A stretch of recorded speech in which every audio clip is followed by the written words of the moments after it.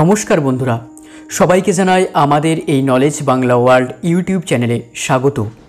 ঠাকুর রামকৃষ্ণ পরমহংসদেব আমাদের সবাইকে দিয়ে গিয়েছিলেন কথামৃত বাণী। আজকের এই ভিডিওতে আমি আপনাদেরকে বলবো ঠাকুরের বলে যাওয়া একটি শিক্ষা সম্পর্কে। তো অবশ্যই এই ভিডিওটি সবাই শেষ পর্যন্ত দেখতে থাকুন সম্পূর্ণ জানতে।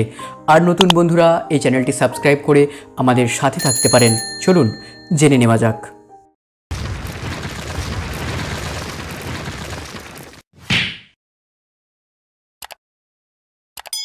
শ্রী রামকৃষ্ণ তার কোনো এক সভায় হঠাৎই বলছেন, সিদ্ধাই থাকা হলো এক মহাগোল। ন্যাংটা অর্থাৎ সন্ন্যাসী তোতাপুরী বাবা আমায় শিখিয়েছিলে, একজন সিদ্ধ সমুদ্রের ধারে বসেছিল। এমন সময় একটা ঝড় এলো। ঝড়ে তার কষ্ট হলো বলে সে বললে ঝড় থেমে যাক। তার বাক্য মিথ্যা হবার নয়, কারণ তিনি ছিলেন অষ্টসিদ্ধায়ী।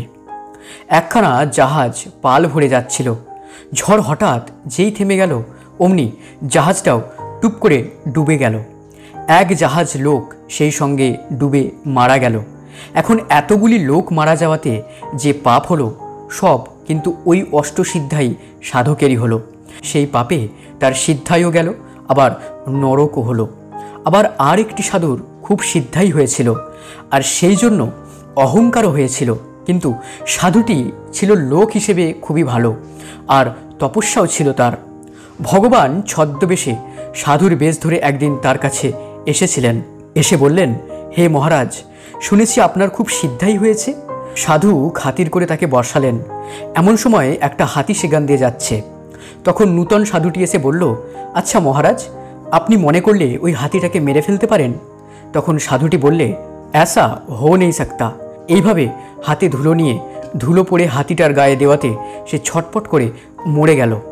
তখন যে সাধুটি এসেছে সে বলল, আপনার কি শক্তি, হাতিটাকে মেরে ফেললেন? সে হাসতে লাগলো। তখন সাধুটি বললে, আচ্ছা হাতিটাকে আবার বাঁচাতে পারবেন?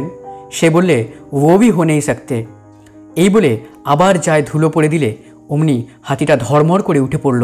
তখন এই সাধুটি বললে, আপনার কি শক্তি, কিন্তু একটা কথা জিজ্ঞাসা করি, এই যে হাতি মারলেন আর হাতিটাকে বাঁচালেন, এতে আপনার কি হলো? নিজের কি উন্নতি হলো? এতে আপনি ভগবান পেলেন? এই বলে সেই সাধুটি অন্তর্ধান হয়েছিলেন, অর্থাৎ যিনি ছদ্মবেশে এসেছিলেন। ভগবান শ্রীকৃষ্ণ অর্জুনকে বলেছিলেন, ভাই, আমাকে যদি লাভ করতে চাও তাহলে অষ্টসিদ্ধির একটা সিদ্ধিও থাকলে হবে না। আসলে কি জানো তো, সিদ্ধাই থাকলে অহংকার হয়। আসলে সবাই তো অবতার পুরুষ নয়, ঈশ্বরকে ভুলে যায়। কারণ যদি কখনো ঈশ্বর দর্শন হয় তাহলে কি সিদ্ধাই চাইবে তা নিজেই ভাববে। না হলে রাজার কাছে গিয়ে তুমি কি লাউ কুমড়ো চাইবে? নিশ্চয়ই নয়। এই বলেই প্রেমের ঠাকুর রামকৃষ্ণদেব তারপর মুচকি হেসেছিলেন। তো বন্ধুরা, এই ছিল আজকের একটি সুন্দর ঠাকুরের দিয়ে যাওয়া শিক্ষার ভিডিও। আপনাদের এই ভিডিও কেমন লাগলো তা কিন্তু নিচে কমেন্টে অবশ্যই জানাবেন। ভগবান ঠাকুর শ্রী শ্রী রামকৃষ্ণদেবকে যদি আপনারা একটু ভালোবেসে থাকেন তো অবশ্যই এই ভিডিওটি লাইক ও শেয়ার করতে একদমই ভুলবেন না, আরও 5 জনের জানার জন্য ঠাকুরের এই লীলা কথা। চ্যানেলটি সাবস্ক্রাইব করে আমাদের সাথে থাকতে পারেন আরও সব অজানা আধ্যাত্মিকতাকে জানতে। তো দেখা হচ্ছে পরের ভিডিওতে।